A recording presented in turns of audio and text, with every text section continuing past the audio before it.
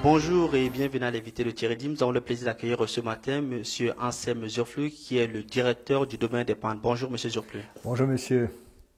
Directeur du musée du domaine de Pentes, c'est pas tout à fait juste. Directeur du musée des Suisses dans le monde qui est situé sur le domaine de Pentes. Est-ce que la Suisse avait besoin d'avoir un musée dédié aux Suisses dans le monde? Vous savez, ça c'est toujours la grande question. Est-ce qu'on a besoin de musées? Moi je dirais que oui, chacun a besoin de musées parce que c'est son passé, c'est son avenir. On se souvient, on sait de qu'est-ce qu'on fait. Donc, mais en même temps, vous avez totalement raison, c'est un luxe évidemment, un musée. Pour répondre à votre question, oui, on a besoin d'un musée des Suisses dans le monde parce que la Suisse, elle est bâtie avec ce networking international. Donc, la Suisse qui exporte, la Suisse qui se connaît internationalement, est-ce que cette Suisse est représentée par exemple dans ce musée? Oui, tout à fait. Et en fait, ce qui est intéressant historiquement parlant, c'est depuis Guillaume Tell, ça fonctionne comme ça. Il faut vous imaginer à l'époque que tout le monde était pauvre. Mais pour vivre ici, vous n'avez pas 36 solutions. C'est pas un pays riche et la seule chose qui poussait, c'était l'herbe. Et l'herbe, ça fait manger les vaches. Mais les vaches, elles produisent du lait. Mais le lait, vous pouvez pas l'exporter parce qu'il n'y a pas de réfrigération. Donc, en fait, qu'est-ce que vous faites? Vous faites un fromage. Mais si vous ne faites pas un fromage de qualité, vous ne pouvez pas l'exporter non plus. Donc, dès le départ, depuis le XIIIe siècle, depuis Guillaume Tell, les Suisses font des produits de qualité qu'ils exportent cher et ils importent par ailleurs ce qui est moins cher, par exemple le blé de l'époque. Alors, ce qui est bizarre, c'est que le domaine, je pense, est à plus de 8 hectares de terrain, n'est-ce pas? Oui, tout à fait, il a 9 hectares. 9 hectares de terrain. Comment est-ce qu'il est entretenu? Alors, il faut d'abord savoir que le terrain appartient à l'État de Genève, au canton de Genève. Et nous sommes ici en usufruitier sur ce terrain. Donc, en fait, l'entretien, il est fait par nous, plus ou moins. Et donc, en fait, c'est une charge énorme, évidemment, parce que 9 hectares, plus 6 maisons, plus un château, effectivement, il y a de quoi. Est-ce que c'est l'État qui paye donc, qui entretient tout ça ou pas? En fait, non. Nous sommes une fondation privée et nous sommes arrivés jusqu'à maintenant à financer ce domaine plus ou moins à partir des fonds privés. Par contre, évidemment, on travaille main dans la main avec l'État parce que sinon on ne pourrait pas, vu que c'est un domaine d'État ouvert au public.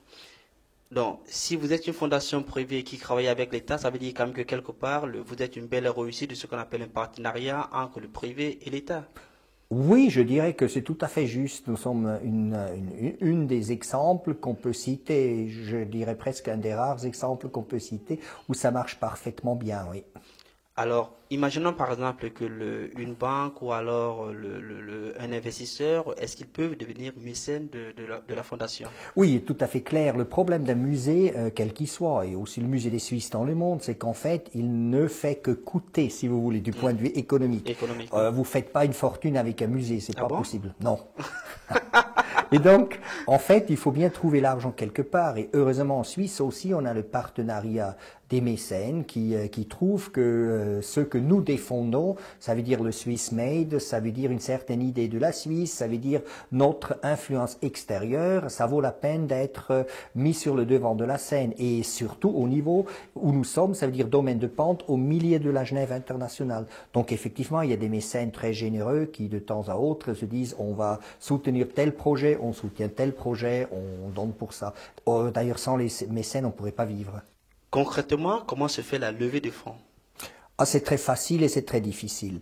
En fait, les levées des fonds, ça se fait parce que quelqu'un se dit le projet qui m'est présenté, ça m'intéresse, c'est intéressant pour le public, c'est intéressant pour mes clients, c'est intéressant pour mon entreprise.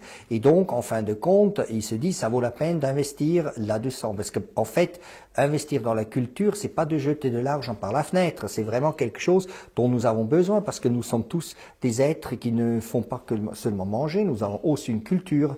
Et donc, c'est important. Et donc, en fin de compte, quand on doit chercher de l'argent, c'est très simple. Vous prenez votre téléphone, vous allez voir les personnes que vous connaissez, vous allez voir quelques personnes que vous ne connaissez pas, puis vous espérez que quelqu'un va dire c'est génial ce que tu fais, je te soutiens.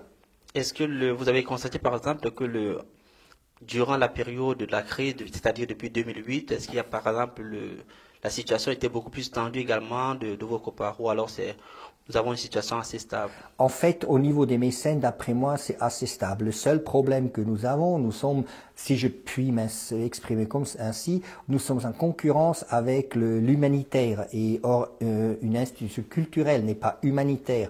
Donc le problème se pose plutôt là, ça veut dire que les gens ont plus tendance à donner pour l'humanitaire que pour la culture, ce qu'on comprend parfaitement. Si quelqu'un souffre, on aimerait bien lui donner un coup de main.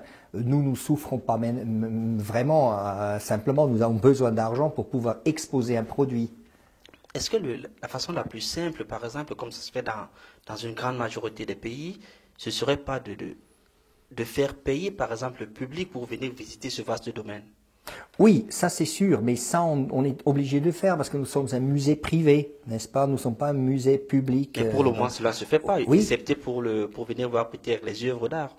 Oui, mais pour le musée, quand vous voulez entrer dans le musée, il y a toujours une entrée que vous payez. Donc, c'est les 10 francs que vous donnez. Mais quand vous avez 11 000 entrées, ce qui est déjà beaucoup pour un musée, vous voyez tout de suite que ça fait pas des fonds énormes. Avec ça, finalement, vous faites pas grand-chose. C'est pas le public qui va payer ça, c'est vraiment autre chose. C'est les à côté que vous pouvez avoir, comme notre restaurant, par exemple, qui commence à avoir un nom sur Genève. Donc, lui, bien sûr, il fait du bénéfice.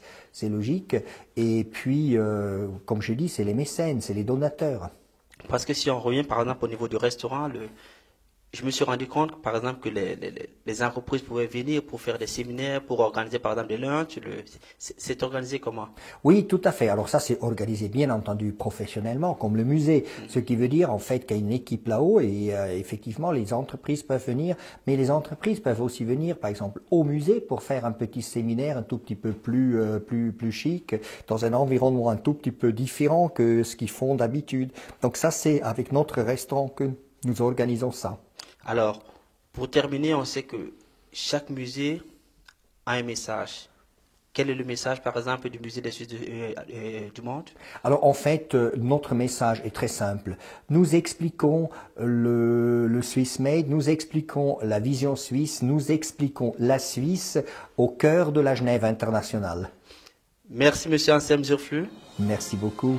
Quant à vous, nous vous donnons rendez-vous très prochainement avec un nouvel invité. Au revoir.